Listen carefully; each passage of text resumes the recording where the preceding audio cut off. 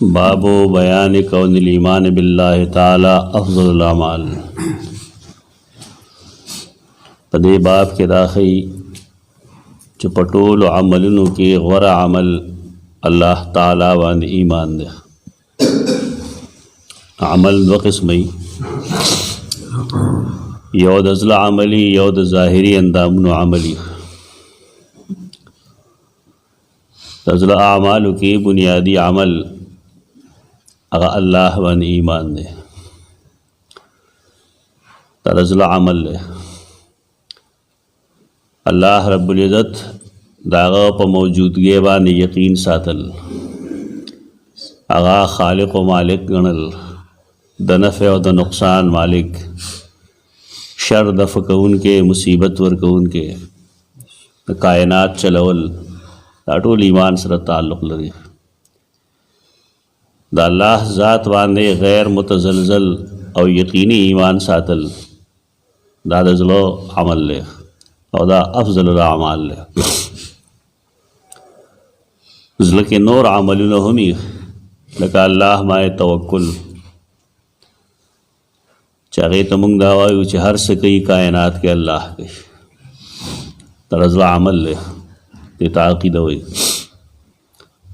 هغه کار نشي کېدی کوم چې الله نه غواړي، او هغه کار به کېږي کوم چې الله غواړي. دا د زړه عمل دی. الله باندې توکل، ځان الله ته سپارل، دا د زړه عمل دی. الله سره محبت کول، الله سره مینه کول، دا د زړه عمل دی. تقوا، دا الله د عذاب نه یره او دا اللہ د جنت امید دې د تقوا وي. د هغې په بنیاد انسان ځان بچ کوي د ګناهونو نه، او د هغې په بنیاد انسان ځان د جنت مستحق کول غواړي، نیک اعمال کوي. تقوا دا هم د زړه عمل دی. رسول الله صلی الله علیه وسلم یو ځل خبرې کولې، بیا فرمایل التقوا ها هنا، تقوا دلته کې ده. هغې سره زړه ته اشاره وکړله. دارنګې اخلاص د ارادې دا د زړه عمل دی. د خلکو خیال لای چې د زړه څه اعمال نه وي، بنیادي اعمال د زړه وي. د انسان چې عقیده سمه نه وي، د ده ظاهري عمل څه فایده نه کوي. دی که شرک کوي، دی که کفر کوي، دی که غیر الله ته اوازونه کوي، دا غین آغا امدادونه غواړي کوم چې د الله نه سوا بل څوک نشي ورکولی، دا د شرک ارتکاب کوي دی. د الله په شان مینه چا سره ساتي، دا د شرک ارتکاب دی. د الله په شان خوف د چا په زړه کې، دا د الله سره شرک دی. ناول به خپل عقیده، خپل زړه د شرکونو نه بچ کولی، او په الله بغیر متزلزل یقیني، دیتا ہوئی ایمان باللہ. تو دا پٹولو عملنو کے افضل عمل لے، دا دا منظم افضل لے، دا دا ہر سن افضل لے. لیکن دا بیس دے، دا بنیاد دے، چہ دا نئی نحس نیک عمل نقبلی. دا مکی مشرکان و موز کو قرآن نہ معلوم ہے، قرآن نہ سنگ معلوم ہے چہ مشرکان و موز کو. قرآن مجید کی آخری صورت نازلی، آخری صورت نمخ کے ډیر مخ کی مکی صورتونو کې ارایت الذی یکذب بالدین، آیا تا هغه سړی لیدلی دی هغه کس چې قیامت ته دروغجن وایي، قیامت نه مني. فذلک الذی یدعو الیتیم، دا هغه څوک دی چې یتیم له دیکړې ورکوي، دا هغه د حق خیال نه ساتي، هغه د هغه د حق نه محرومه کوي. ولا یحض علی طعام المسکین، او ترغیب نه ورکوي بل چاته چې مسکین باندې څه خوراک وخوري، په خپل هم نه ورکوي بل چاته هم نه وایي. فویل للمصلین، نو تباهي ده د منځګزارو دپاره. اوس د آیت کریمه چې وګورئ، صورت مکی ده، ہجرت نه مخکې نازل شوی دی. مکه کې منځګزار دوه قسم خلق دی، یو مسلمانان دي نو مسلمانان دپاره خو ویل نشي کېدی او صحابه دي. یو د مکې مشرکان دي، نو هغوی که مونځ نه کولی نو قرآن څنګه فرمایي چې فویل للمصلین. مکې مشرکانو مونځ کو. شاه ولی الله محدث دهلوي رحمه الله یو کتاب دی حجت الله وی هغې ته، په هغې کې هغه یو باب تړلی دی، باب حقیقت شرک. د شرک څه حقیقت دی؟ د خلقو خیال دی چې که سړی مونځ نه کوي نو دا مشرکي. نه، مشرکانو مونځ کو، مشرکانو به حج هم کو، مشرکانو به زکات هم ورکو. وجه دا وه چې هغوی ته د ابراهیم علیه السلام دین را رسېدلی و، په هغې بنیاد د هغوی ګیرې ساتلې به یې، بدکاری به یې نه کولې، د رجم سزا پکې هم وه. د هغوی ګناه دغه و چې هغوی الله سره د برخې خاوندان ګڼل. دغه وجه دا چې بنیادی طور د انسان عقیده مضبوطه پکار ده،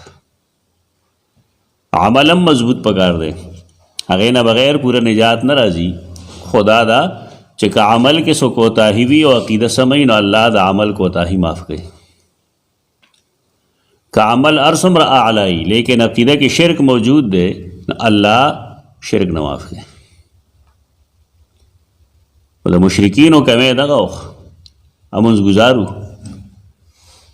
ابوذر غفاری رضی اللہ تعالیٰ عنہ به مونځ کو، صحیح حدیثو کې راځي ما به مخکې مونځ کو، د نبی کریم صلی الله علیه وسلم د پیغمبرۍ نه مخکې به مې مونځ کو.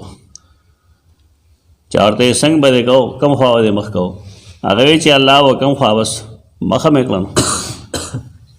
ګرمۍ ګرمۍ کې به یې مونځونه کول. دا خو اوس مسلمان ځان شرمولی دی چې مسلمان وایي ځان ته مونځ نه کوي. دا خو د کمی دی. اور نمونځ یو داسې عبادت دی چې دا په ټولو دینونو کې و، یهودیت کې و، نصرانیت کې و، اسلام کې شته.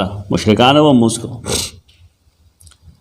مقصد دا دی چې د ټولو اعمالو دارومدار دا د انسان په ایمان دی. ایمان نه بغیر څه عمل نه قبلیږي. نو افضل په اعمالو کې ایمان دی. دې لپاره دی 3 حدیث پیش کړي، نن به یو وایو انشاءالله. اول حدیث ہے د سیدنا ابو ہریرہ رضی اللہ تعالیٰ عنہ. اغوی ان رسول اللہ صلی اللہ علیہ وسلم سئل، دا رسول اللہ صلی اللہ علیہ وسلم تپوس وکړی شو. دا تپوس چا کړی دی؟ صحیح بخاری کې وروسته یو حدیث راځي کتاب العتق کې 2518 حدیث دی چې دا تپوس کوونکې سیدنا ابوذر غفاری رضی اللہ عنہ، یعنی تپوس د نبی کریم صلی اللہ علیہ وسلم نه. دلته کې خو راوي سائل چې کوم دی هغه مبهم ساتلی شوی دی، پته نه لګي. لیکن صحیح بخاری کې دغه کم 2518 حدیث دی، په یې کوم دا حدیث دی کوم چې وایو مونږ سیدنا ابوذر فرمایي ما تپوس وکړه د رسول الله صلی الله علیه وسلم نه. دینه څه معلومیږي؟ ته دینه معلومیږي دا چې صحابه کرام بعد نبی کریم صلی الله علیه وسلم نه د دین تپوس کو. رسول الله هم بیانات کول او صحابه کرام هم تپوس کو. زمونږ دین د تعلیم او تعلم دین دی. د عالمانو فریضه داره چې به تعلیم او تربیت کوي، او د عوامو فریضه داره چې باغی خواته ورځي او زده کړه وکړي. دا یو کس کار نه دی چې عالم به لګیا وي او امیان د بهر ګرځي. که ټول عمر یې ته پوهه کې نه پوهېږي، ولې درسونو کې نه کینی، حدیث خوا کې نه کینی، قرآن خوا کې نه کینی، تش په مونځ کولو باندې یو سړي کې پوهه نه راځي. دا چې بني آدم د عالم نه څه اوري نو هغې به پوهېږي. د علماء کرامو ذمه داري دین بیانول دي، ځکه دا د نبی کریم صلی الله علیه وسلم وارثان دي، وارثان د علم دي. رسول الله صلی الله علیه وسلم مال نه دی پرېښی.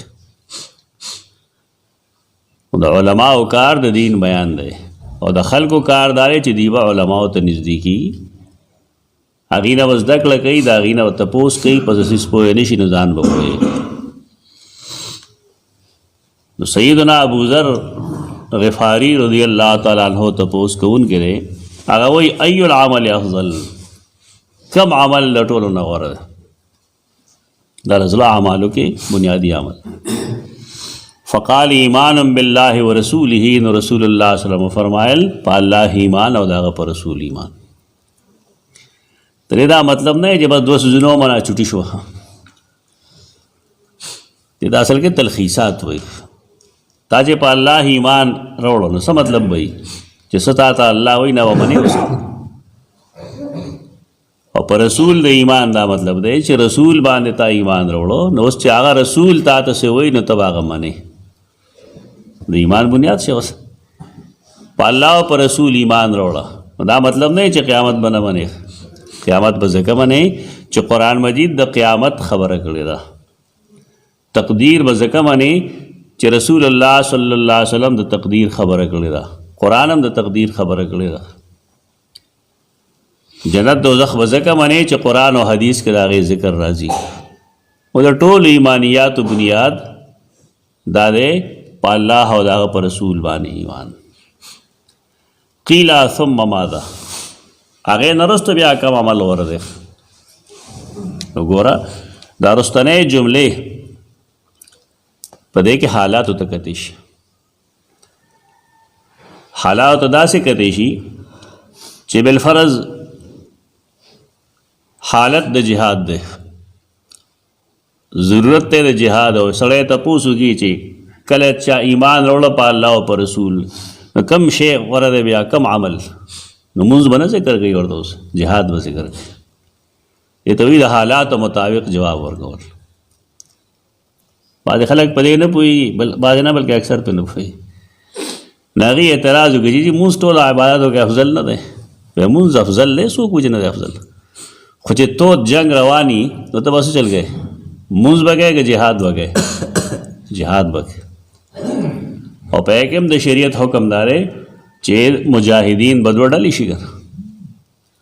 نو یو ډله به د کفارو مخې ته ودرېږي او بله ډله به د امام سره مونځ وکړي، یو رکعت مونځ وکړي. قرآن ښودلی ده یو رکعت مونځ به امام سره وکړي او دی به لړ شي، بیا به فوج مخې ته ودرېږي. په دې تلو راتلو مونځ نه ماتېږي د دې. جهاد په دوران کې په دې تلو راتلو مونځ نه ماتېږي، قرآن حکم ده. دی به هلته ودرېږي، دفاع به وکړي. چا چې رکعت نه دی کړی هغې به راشي نو امام پسې به ودرېږي. امام خو دویم رکعت ته ولاړ شوی دی نو هغې به امام سره، امام به سلام وګرځوي نو دی به پاسي نو خپل یو رکعت به پوره کړي. د امام مونځ پوره شو او د وروستنۍ ډلې مونځ هم پوره شو. یوه ډله هلته ولاړه ده، ابه لا مونځ نه کوي، ابه مونځ لا هغې کوي چې دا ډله هلته کې ورسي. نو جهاد په دوران کې فرض مونځ 2 رکعت دی. په مونځ کې ترمیم راځي د جهاد په دوران کې که نه راځي؟ دې ته حالاتو مطابق جواب وایي. نو اوس چا چې یو رکعت نه دی کړی هغې د یو رکعت خپل ځای باندې وکړي، که مشرق ته یې مخ راته او که مغرب ته راته او که کعبې ته راته، هر خوا چې راته. په مونځ کې ترمیم راغی که را نه دی؟ مونځ کې انداز بدل شو که بدل نه شو؟ ولې بدل شو؟ تو جهاد دی. دا قرآن مجید حکم دی. زمونږ خلک قرآن نه واقف نه نو بې شمېره اعتراضونه به کوي. اعتراض ضرورت نشته دی، ځکه جهاد خو کوم زه د دې لپاره چې د مسلمانانو ته امن حاصل شي. چې امن حاصل شي نه الله به مونځ کېږي. چې بدامني یا د مسلمان د سجدې په حالت کې خلک د حلالولو کوشش کوي، نه هغه ورته مونځ کوي که جهاد وکړي. نو دې حدیثونو باندې اعتراض نه دی پکار. دا خو د یو موقع مطابق خبرې چې جهاد نشته دی نو بیا چې کوم دی بیا هغه څیز به غوره وي کوم چې دلته کې راځي. خو د هغې دپاره هم ځان پوهول پکاري. هغه دا دی چې عبادات بدني عبادتونه هم 2 قسمه دي. یو هغه عبادت چې خالص اخلص مخلص بدني عبادت دی، لکه مونځ بالکل بدني عبادت دی، دې کې مال نه لګي. روزه بالکل بدني عبادت دی. بعض داسي چې هغه بالکل مالی عبادت دي لکه زکات صدقه دا بالکل مالی عبادت. بعض اعمال داسي چې هغه د مالی او بدني دواړو نه مرکب وي لکه حج له پیسې هم پکار دي او حج له وجود هم پکار دی. دا مطلب نه دی چې سړی ګنې کمزوری شوی دی بوډا شوی دی حج پې فرض دی دی فرض نه کوي نه فرض له مزید هغې مستقل بیا مسایل دي. لړ دي شي پیسې دی ولګوي بل څوک به وله منډه ورکړي که دومره بیمار دی چې اړوتلی نه شي نو حج یې بدل دی وکړی شي د هغه د طرف نه بل څوک دی ولګي. نو بار کې هغه اعمال چې پای کې جسم او مال دواړه لګي پای کې بیا کم یو غوره دی. نبی کریم صلی الله علیه وسلم جواب کوي اول سوویل ایمان بالله و رسوله قیل ثم ماذا اوویلی شو یعنی سیدنا ابو ذر ویل دی پسې کم عمل غوره دی. هغه فرمایل الجهاد فی سبیل الله دا الله په لار کې جنگ کول. د جهاد مختلف قسمونه دي. یو عالم دی هغه کتاب لیکي دا مجاهده دا جهاد دی د باطل خلاف لیکي. یو سړی دی هغه د خپل نفس خلاف کې لګیا دی دا هم جهاد دی. او یو سړی دی هغه د اسلامي ملک د حفاظت لپاره غیر مسلمو سره جنګیږي او دغه هم جهاد دی. دا مختلف جهادونه دي.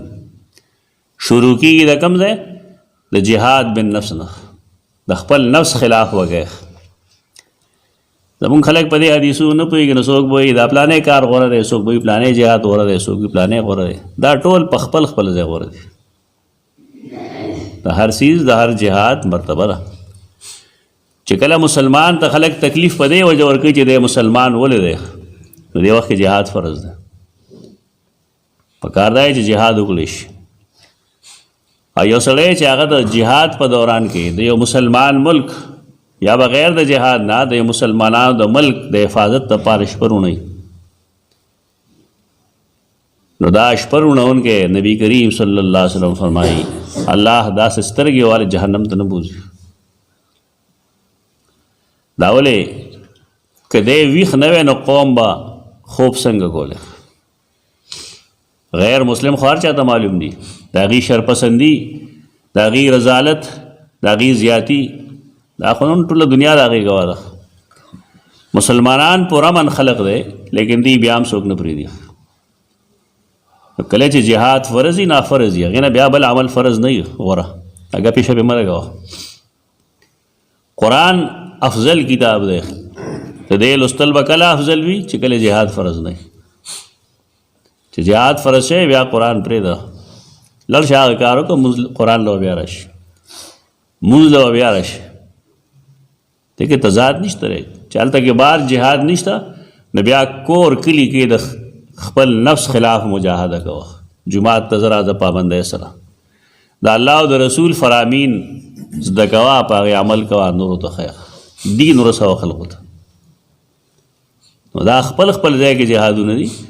زموږ ملک کې دا کار دی چې که یو سړی د دین څه کار کوي نو هغه مجاهدینو ته سپک ګوري او هغې طرف ته که څوک مجاهد دی نو هغه وي دا څه کوي تش جماعتونو کې ناست دی هسې کم عقلتوب کوی تاسو. د فرضیت مستقل ځایونه وي د افضلیت هغې مطابق به کار کولی شي په دې کې څه تضاد نشته.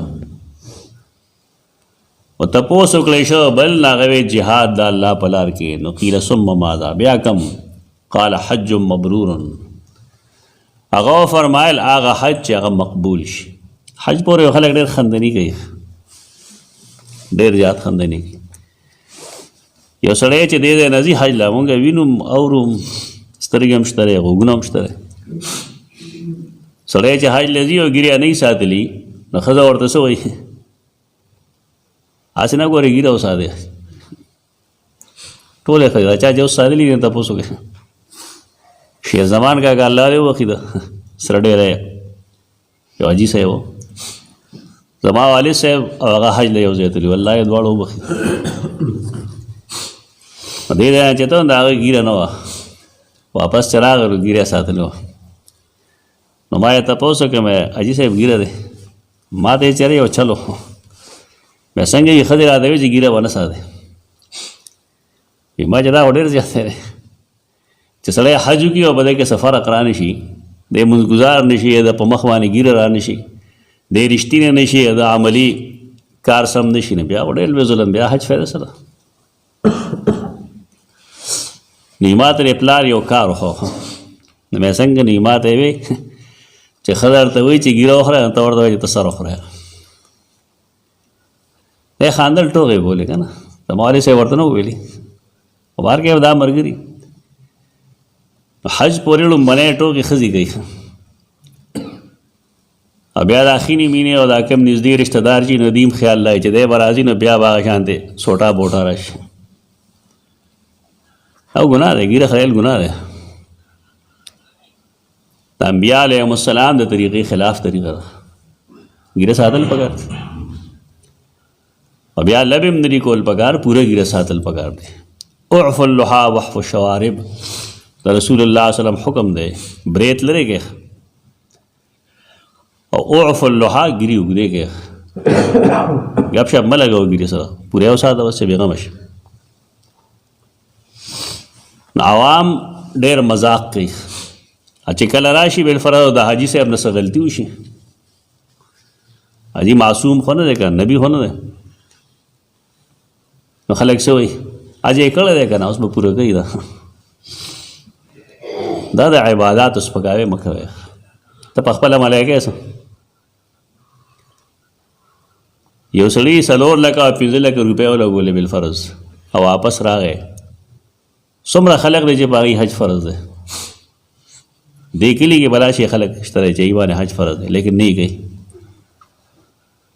حج سپکاوی مه کوئ دا وکړئ سړی د مونځ ګزار ته مونځ هم وکړي هغه به یې دروغ هم ویلي نو بیا به څه وایي چې دا مونځ یې دې دپاره وکړي چې دروغ مې خلک ومني دا عملي کوتاهی دي الله دې مونږ معاف کړي د عملي کوتاهونه او کوشش دی کوي انسان چې حج یې کړی دی عمره یې کړې ده ګیرې ساتلې ده مونځ ګزار دی د نیکۍ کارونه ډېر کوي ځان له خبر لیکن دا قسمه خبرې کول ګناه دی عباداتو پورې خپل دین پورې خاندي هغه حج کړی وی تا کړی ده څه خو حج کې دغه مسله ده دویمه دا ده چې حج کې خلک ریا ډېره کوي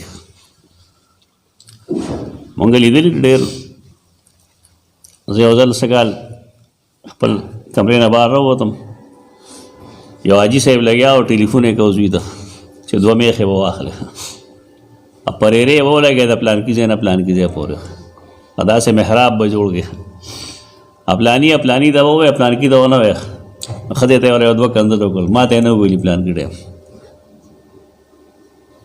خبرې ما اورېدې چې فارغ شله ما ورته حاجي صاحب ته خو رالې حج دې مو کو عرفات کې د الله نه معافي مو وغوښته حج بیت الله دې مو کو عمره دې م کړې ده طوافونه دې م کړي دي منځونه دې م کړي دي تاکہ مې خبرې چې ته کوې نو دا ستا د شان سره لایق وي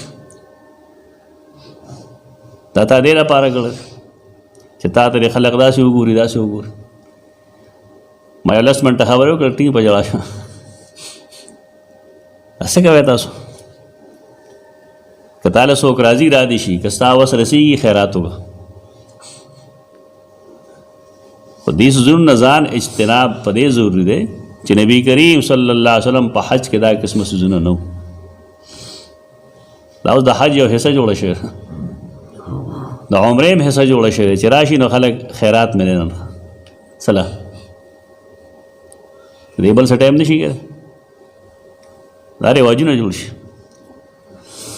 صحابه کرامو حجونه کړي دي جهادونه یې کړي دي عمرې کړي دي هغوی دا چلونه کړو دی نه وکړي چونکې زمونږ او د هغې ملکونو کې فرق و په دې وجه یو کس 2 کې لړ شي د حاجي صاحب مخې له چې دی غریب ستړی دی د ګاډي ماډي پیسې هم نه وي ځکه پیسې خو پاکستان کې پاتې شي دغه ځای ریال که سړي سره پاتې او څوک نه اخلي دلته کې که اخلي نو دې خیال لایي چې بس حاجي صاحب د 100 ریاله به دې والم 100 ریاله خو 4,000 روپۍ شو الله باندې 40,000 روپۍ شو نو که دغې دپاره دوه څلورو کسې لاړ شي خو ټیک ده، خو دا کم پروټوکول چې مونږ جوړ کړی دی دا د عبادت د شان لایق نه دی، دا د حج د شان لایق نه دی. مونږ خلکو ته څه ښیو؟ زمونږ پیغمبر دی سیدنا محمد مصطفی صلی الله علیه وسلم، دا ټول عقیده ده. او ټول دا وایي هم چې زمونږ دپاره واجب الاتباع رسول الله صلی الله علیه وسلم، صحابه کرام دي. او ټول وایي هم دا چې زمونږ کامیابي څه شي کې ده؟ د الله او د هغه د رسول په پوره حکمونو منلو کې. نور څه نه وایو، صرف دا وایو چې آیا هغې نبي د حج یا د عمرې دپاره دا کار کړی دا کوم چې مونږ کوو نه یې وکړی، نه دي کول پکار. د دین مزاج خلک زده کړي. مونږ دا نه وایو چې ګناه دی، هغه دا سړی پوه شه د رب پوه شه، خو مسلې نوعیت دغه دی چې رسول الله صلی الله علیه وسلم دا پروټوکول نه دی کړی، لہذا د دې نه د ځان وساتلی شي، نه دي پکار.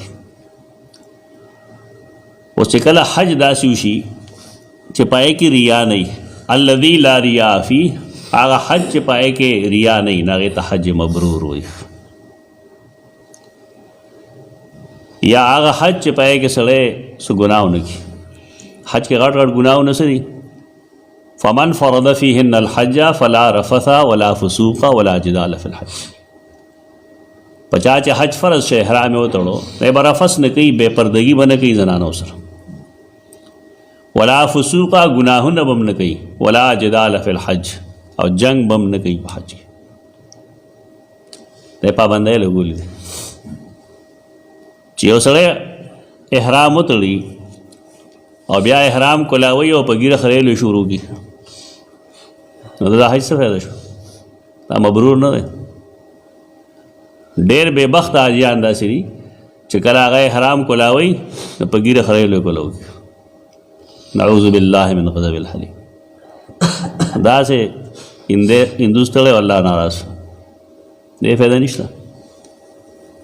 محدثین دلته کې لیکي المبرور الذي لا يخالطه اسم. حج مبرور هغې ته وایي چې پای کې ګناه نه وي.